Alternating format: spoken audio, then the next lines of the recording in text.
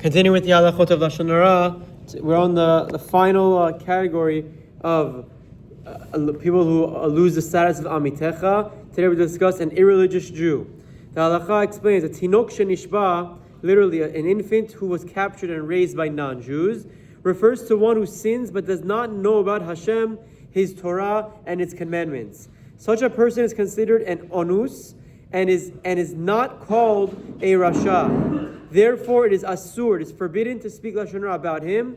The Poskim discuss in the contemporary non-religious Jew in Israel and elsewhere to determine if he qualifies for this status. So again, there are three categories of people that we're speaking about, that limitation of losing the Amitecha status. Yesterday we spoke Lav Shem B'Maaseh. Also, category B was a shogeg. Today it's an irreligious Jew. And today it's a big machlokes achronim. How do you define the Jews in Israel who aren't yet observant? The Chazon Ish is of the opinion that one whose parents left the path of Judaism and raised them in an irreligious atmosphere is indeed a tinok shenishba, and it is prohibited to disparage him for his behavior.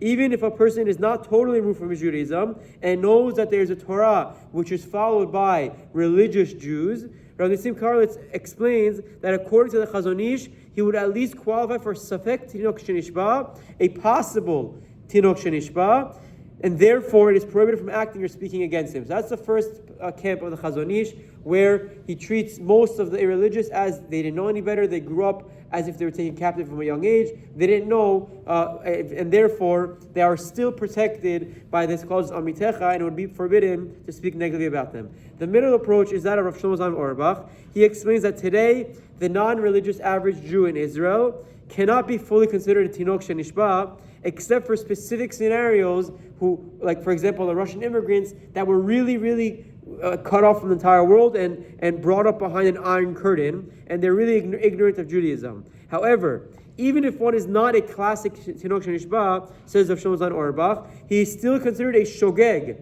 an accidental. Meaning why? Since he's unaware of the gravity of the details of Torah law.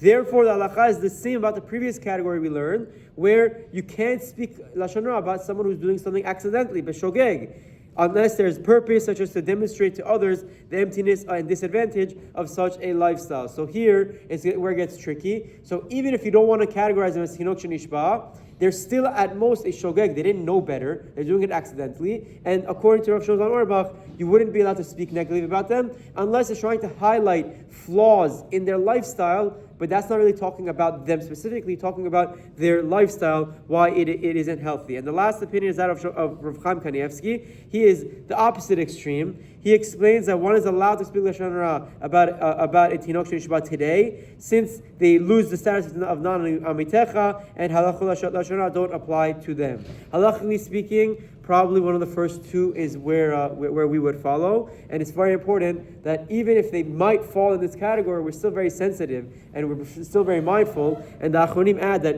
if we're careful not to speak about non-Jews because it makes us habitual and gets us in the theme of speaking Lashon Hara, how much more so about Jews who are off the derech. And lastly, everyone agrees to this: if a Jew attacks and seeks to destroy Torah Judaism, one is permitted to speak against him, even if he's a tinok shenishba, since one is required to negate such individuals or groups and distance others from them. Unfortunately, this is very common. We see it all the time. The biggest haters of the Jews are often the Jews themselves, whether it's in politics or other government officials, that they really go out of the way to destroy Israel, to put down Israel, to put down the Am Yisrael, put down Torah religion, whatever it is.